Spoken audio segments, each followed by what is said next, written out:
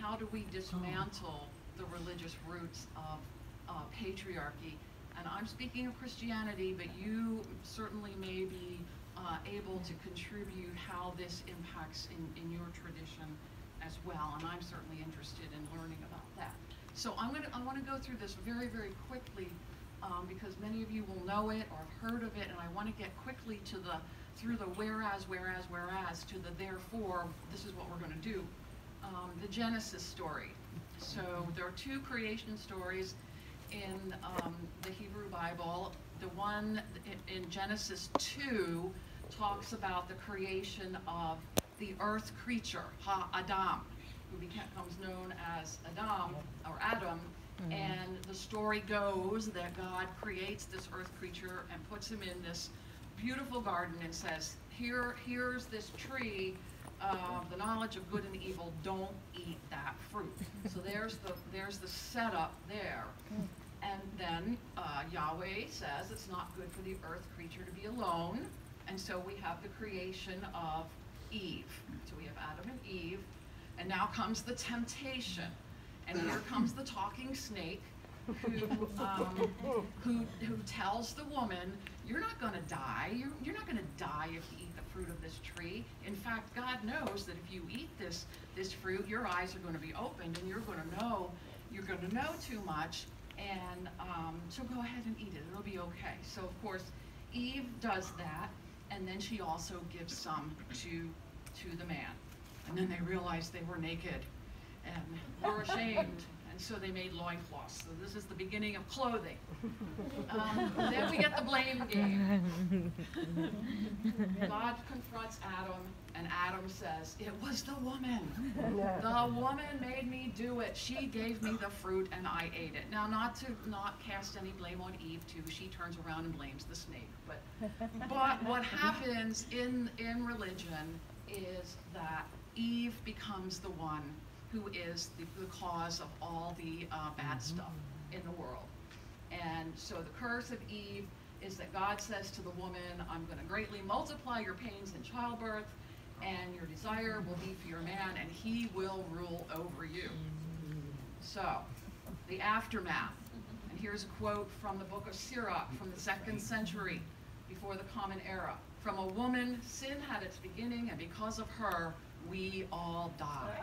Ooh. And then in the early Christian church, the early Christian fathers weigh in.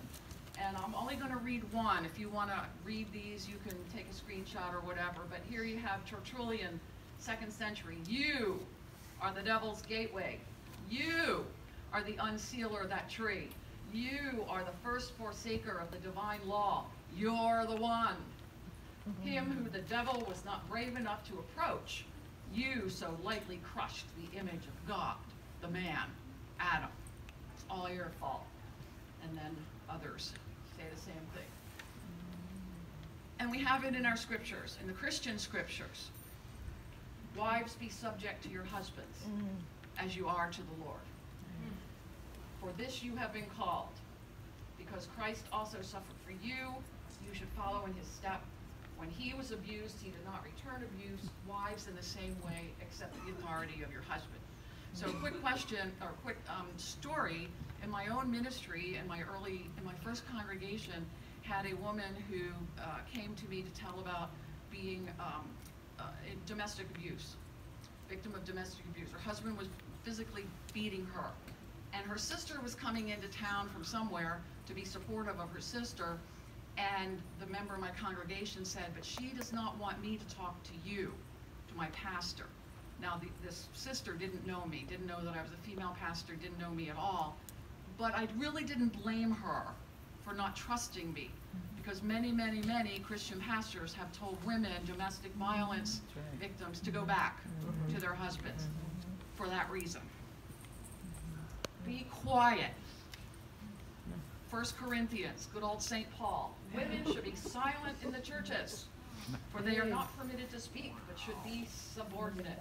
If there's anything you need to know, let them ask your husband at home, for it is shameful for a woman to speak in church, which is the reason to this very day there are some Christian denominations that do not allow for women to be ordained in the church, or some even to have any leadership at all in the church. And this is a picture that I saw on Facebook last night. Somebody, and the person who put that up said, this person is going to vote on Tuesday, make sure you do too. Yes, So don't think this stuff is not still relevant. Everybody got that? Yeah. And then from 1 Timothy, let a woman learn in silence with full submission. I permit women to teach. I permit no woman to teach or have authority over a man. She is to keep silent. So how many women have heard that? Be quiet. Be quiet, right? Now, years ago, Phyllis Tribble, a biblical scholar, wrote a wonderful book called Texts of Terror. And these are places, these are in the Old Testament, in the Hebrew Bible. The expulsion of Hagar, the Egyptian slave woman who became the mother of Ishmael, founder of Islam, and the story is in Genesis 16 and 21. I won't go into that, but this is the story of her being expelled and sent out to die. We don't, in my tradition, we don't often hear about this. We hear about Abraham and Sarah, not realizing that Sarah sent Hagar out to die. The rape of Tamar, princess of Israel, daughter of the great King David, raped by her brother. The story is in 2 Samuel. These are readings we don't usually read in our church services. They're in there. The daughter of Jephthah, he made a vow to Yahweh, if you will deliver the Ammonites into my hands, the first creature to come out of my house to greet me, I will make a sacrifice of burnt offering. Guess who comes out first thing? Daughter, his beloved daughter. So he has to kill her and make her a sacrifice. And then there's the unnamed concubine in Judges 19, gang raped, murdered, and dismembered. Horrible story. A horrible story. The guest, the man who was staying with in the house, there were men of the village who wanted him to send out the man, so that they could sexually